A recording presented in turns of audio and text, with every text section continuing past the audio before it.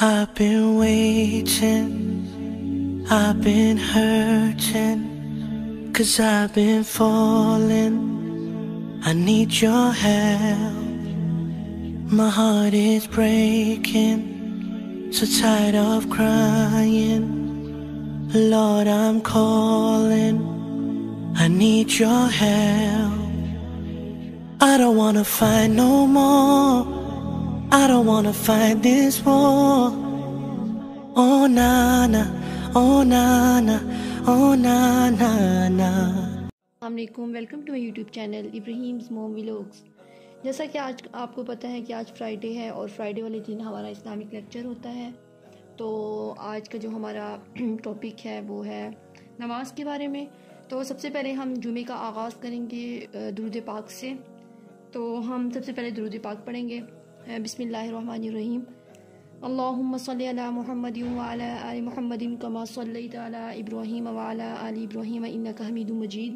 اللہم بارک علی محمد وعلی آل محمد کما بارکت علی ابراہیم وعلی آل ابراہیم انک حمید مجید۔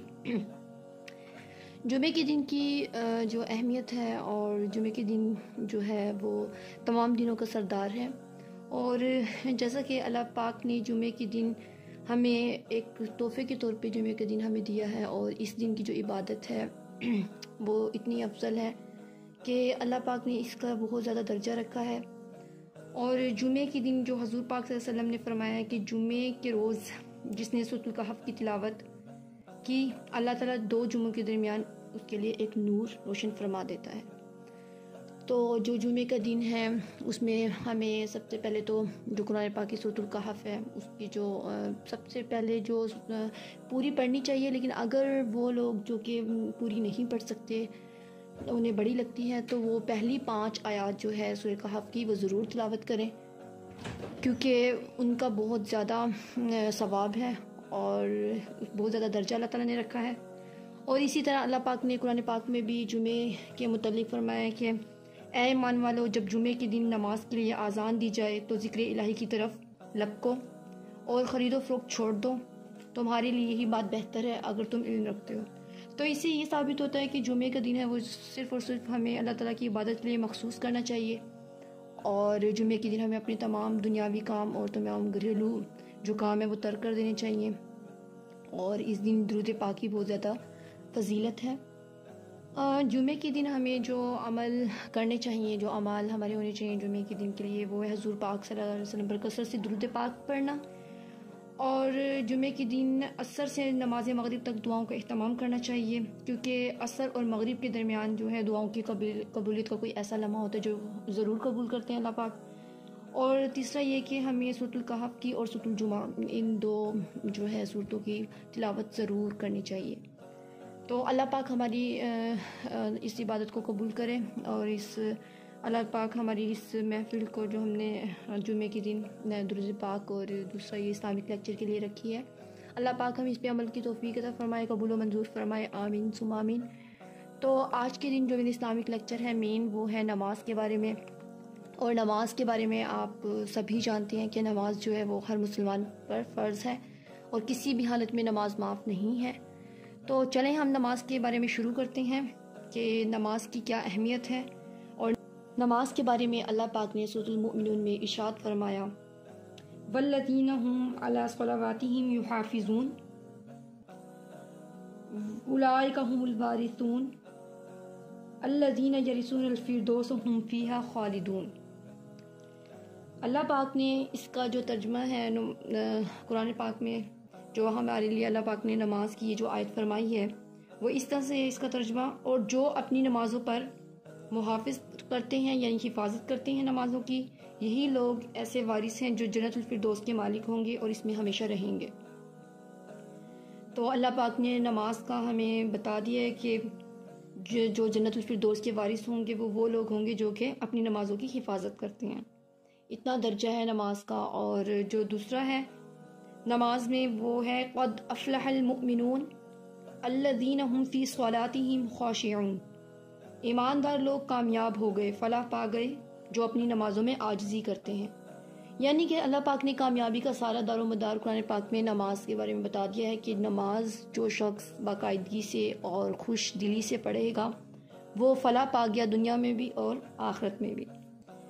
تو حضور پاک صلی اللہ علیہ وسلم نے حضرت معاذ بن جبل رضی اللہ تعالیٰ عنہ کو یمن بھیجتے ہوئے فرمایا، ان کو دعوت دو کہ وہ اس بات کا اقرار کریں کہ اللہ کے سوا کوئی معبود نہیں اور محمد اللہ کے رسول ہیں۔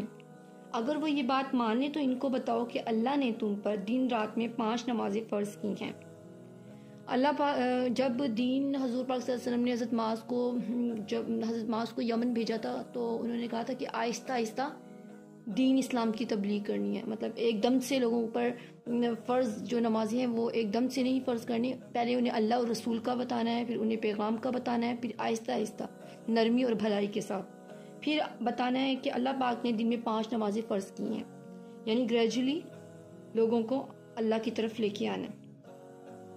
اور جو یہ فرض نماز ہے یہ جو ہیں بچے اور جو پاگل لوگ ہوتے ہیں، جو چھوٹے بچے ہوتے ہیں تقریباً 1 سے 5 سال تک کی عمر کے، اور جو پاگل لوگ ہوتے ہیں جن کی سینسز اتنی کام نہیں کرتی، تو ان لوگوں کے لیے یہ جو ہے نماز معاف کی گئی ہے۔ اور تب تک معاف کی گئی ہے اگر چھوٹا بچہ ہے 1 سال سے 2 3 4 5 تک کا، کیونکہ چھوٹے بچوں میں اتنا شعور نہیں ہوتا تو آہستہ آہستہ انہیں سکھانا پڑتا ہے، تو تب تک کے لیے ان پر نماز معاف ہے۔ لیکن جیسے ہی بچہ بڑا ہو جاتا ہے اور 7 سال کی عمر کو پہنچ جاتا ہے تو ان پر نماز فرض ہو جاتی ہے۔ اور اسی طرح جو پاگل ہیں جن کی سینسز کام نہیں کر رہی ہوتی، اب نارمل ہوتے ہیں وہ لوگ، تو ان کے لیے بھی ہے کہ ان پر تب تک معاف رہتی ہے جب تک وہ اپنی ہوش حواس میں نہ آ جائیں یا سینس میں نہ آ جائیں۔ تو حضور پاک صلی اللہ علیہ وسلم نے بھی فرمایا ہے کہ 3 انسان مرفوع القلم ہیں، یعنی جن پر جو نماز ہے وہ چھوٹ ہے جس کی نماز کی، ایک سویا ہوا جاگنے تک، نابالغ بچہ بالغ ہونے تک، اور پاگل انسان عقل درست ہونے تک۔ تو ان پر نماز جو ہے اللہ پاک نے وہ معاف کی ہے، لیکن جیسے ہی بچہ بڑا ہو جاتا ہے تو اس پر فرض ہو جاتی ہے، اور اگر جو پاگل انسان ہے اس کی عقل درست ہو جاتی ہے تو اس پر بھی نماز فرض ہو جاتی ہے۔ اور اسی طرح اگر سویا ہوا انسان ایک مرے ہوئے انسان کے برابر تو اسے نہیں پتہ چلتا، لیکن جیسے ہی وہ جاگے یعنی ہوش و حواس میں اپنی سینس میں ہو تو وہ نماز ترک نہیں کر سکتا۔ اسی طرح اپنی اولاد کو بھی نماز پڑھنے کا ہم پر فرض ہے، لازم ہے کہ ہم انہیں پڑھنا سکھائیں اور انہیں فرض نماز کی اہمیت بتائیں۔ تو حضور پاک صلی اللہ علیہ وسلم نے بھی اولاد کو نماز سکھانے کے حکم کے متعلق فرمایا، اپنے بچوں کو نماز پڑھنے کا حکم دو جب وہ 7 سال کے ہو جائیں، اور جو وہ 10 برس کے ہوں تو انہیں ترک نماز پر مارو اور ان کے بستر جدا کرو۔ یعنی حضور پاک صلی اللہ علیہ وسلم نے بچوں پر بھی جب وہ 7 سے لے کر 10 سال کی عمر کے ہو جائیں اور پھر بھی نماز نہ پڑھیں نماز ادا، تو انہیں والدین کو حکم دیا گیا ہے کہ انہیں ماریں۔ مارنے سے متعلق انہیں اتنا سختی سے پہلے ڈانٹا جائے جب وہ چھوٹے ہوں، لیکن جب وہ اس عمر تک پہنچ جائیں 10 سال کی تو انہیں مارا جائے، انہیں سزا دی جائے کہ وہ نماز ادا کریں اور ان کے بستر جدا کر دو، یعنی بچے بڑے ہو جاتے ہیں تو انہیں ماں باپ علیحدہ سلائیں۔ اور اسی طرح انہیں بتانا چاہیے کہ جو نماز ہے وہ ہر حال میں فرض ہے اور اللہ پاک نے کسی قسم کی چھوٹ نہیں دی۔ تو 7 سے لے کر 10 سال تک کا بچہ سمجھدار ہو جاتا ہے، اپنی سینس میں بھی آ جاتا ہے اچھی طریقے سے، تو اس لیے اس پر فرض ہو جاتی ہے نماز۔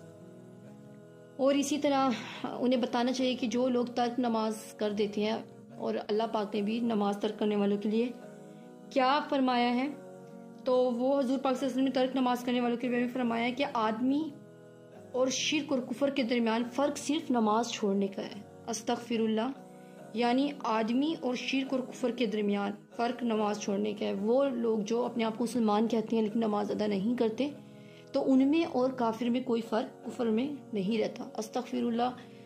اللہ پاک ہم سب کو 5 وقت کی خوش دلی سے اور پورے دل سے اور بہترین اچھے طریقے سے نماز ادا کرنے کی توفیق عطا فرمائے۔ تو حضور پاک صلی اللہ علیہ وسلم فرماتے ہیں کہ جس نے نماز چھوڑ دی بس اس نے کفر کیا۔ استغفر اللہ۔ اللہ پاک ہمیں نماز سے اتنی محبت ہو جائے ہمیں ہماری اولادوں کو کہ ہم کبھی بھی یہ ذہن میں بات نہ لے کے آئیں کہ ہم کوئی بھی نماز چھوڑ دیں. آمین ثم آمین. حضور پاک صلی اللہ علیہ وسلم نے نماز اثر کے بارے میں اتنا زیادہ تلقین کی، ایون کہ قرآن پاک میں بھی نماز اثر کا ذکر ہوا ہے کہ اپنی نمازوں کی حفاظت کرو. حافظوا علی الصلوات والصلاۃ الوسطی، اپنی نمازوں کی حفاظت، خاص طور پہ درمیانی نماز یعنی نماز اثر کا تو اتنی تلقین آئی ہے کہ اللہ پاک کبھی بھی ہم سے نماز اثر نہ چھوٹے.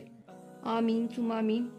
تو حضور پاک بھی فرماتے ہیں کہ جس شخص نے نماز اثر چھوڑ دی بس اس کے اعمال باطل ہو گئے. استغفر اللہ استغفر اللہ. اللہ پاک ہم سے کبھی بھی نماز اثر نہ چھوٹے.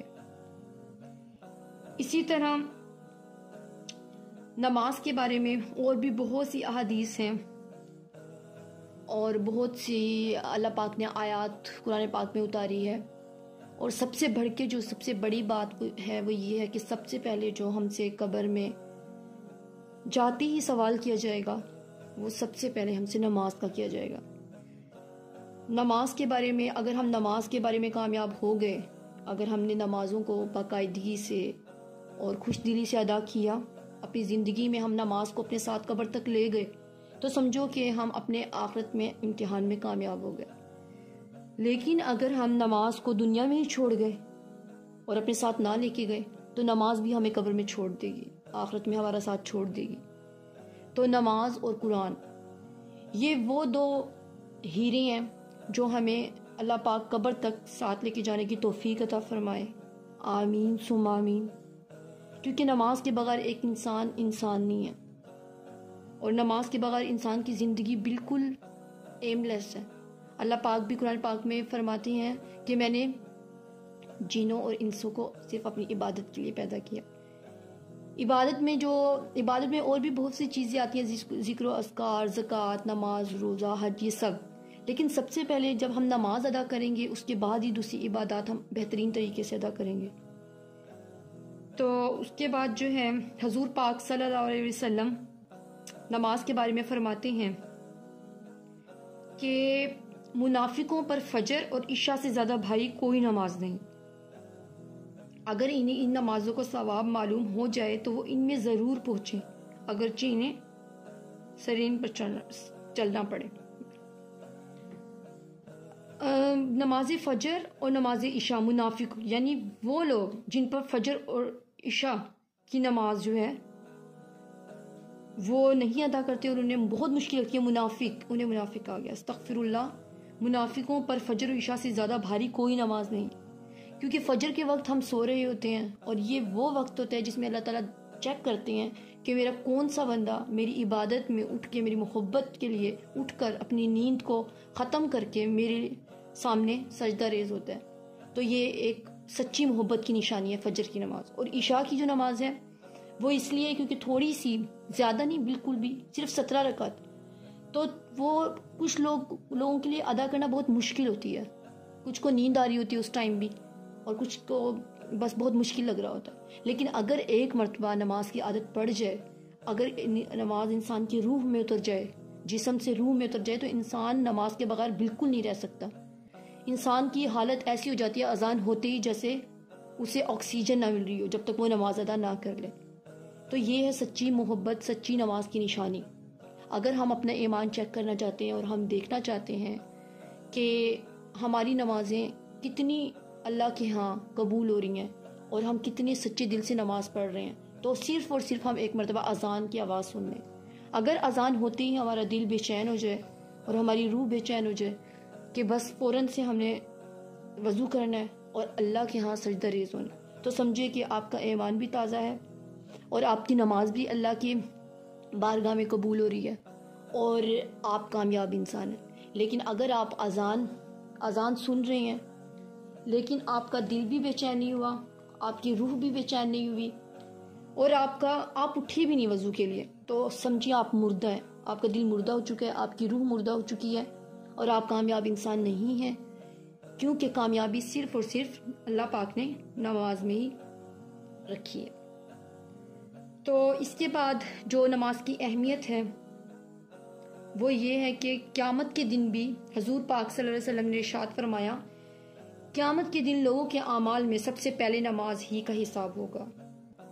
اور اسی طرح حضرت عبداللہ بن مسعود رضی اللہ تعالیٰ عنہ فرماتے ہیں میں نے رسول پاک صلی اللہ علیہ وسلم سے سوال کیا کہ اللہ تعالیٰ کو کون سا عمل زیادہ محبوب ہے؟